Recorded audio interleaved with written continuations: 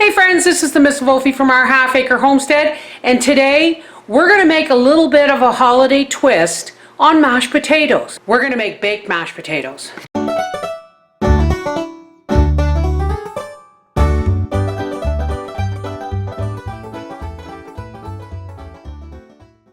Okay, now first things first, we want to do our mashed potatoes. Now you can use several cups of leftover mashed potatoes if you like, but I have these Honest Earth instant mashed potatoes, and the only thing in them is butter, milk, and potatoes. So that's what we're going to use. But if you have like 3 or 4 cups of leftover mashed potatoes, that will be fine.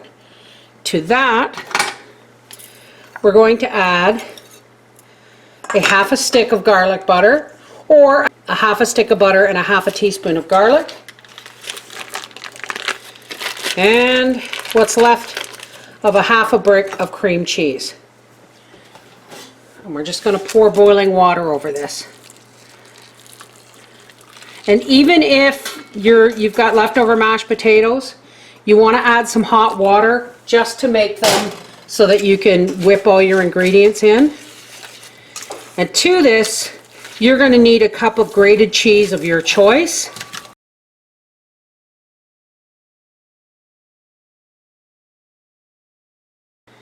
And a couple of eggs. Let's add a little bit of cream in here. I thought of this because I'm making meatloaf and corn on the cob for supper tonight.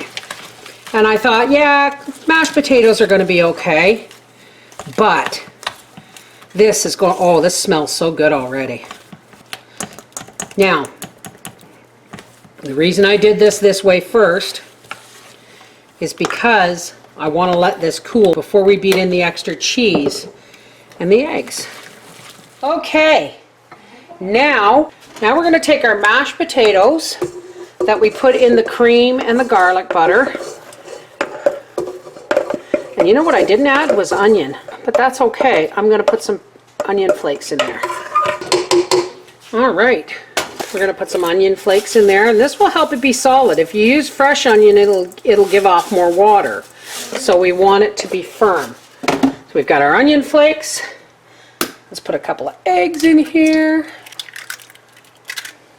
This will beat mashed potatoes all hollow, just to change things up a bit. Now let's add our cheese and a couple of tablespoons of flour. That's all we need. And we'll let this whip good. Now if you want, you can use an icing bag and a floral tip and pipe this into the casserole dish, but I'm not into that right now. Now I'm just going to butter my 8 by 12 or 5 by 9, or I don't know what size this is, a casserole dish. And we're just going to take and we want to leave them as fluffy as possible. So try not to pack them down too much. Just kind of plop them in there. Now if you want, folks, you can put toasted buttered breadcrumbs on top. I'm not going to do that. Now I'm sure somebody else has made this in the past, and I'm sure there's a name for it. Just don't ask me what it is, because I don't know. Could be potato cheese souffle for all I know, but I didn't put in enough eggs for that. I'm just going to take a fork, and I'm just going to kind of score the top to fluff it up a bit. And I'm just going to pop this in the fridge, and when I make my meatloaf and I get corn on the cob out of the freezer, this will all be baked together in the oven. And there it is, folks. My baked mashed potatoes. 3 cheese baked mashed potatoes. We'll see you guys at the dinner table. And there it is. Homemade meatloaf, our corn on the cob from the freezer, and there is the 3 cheese baked mashed potatoes. What am I supposed to be tasting? You're supposed to be tasting the 3 cheese mashed potato bake.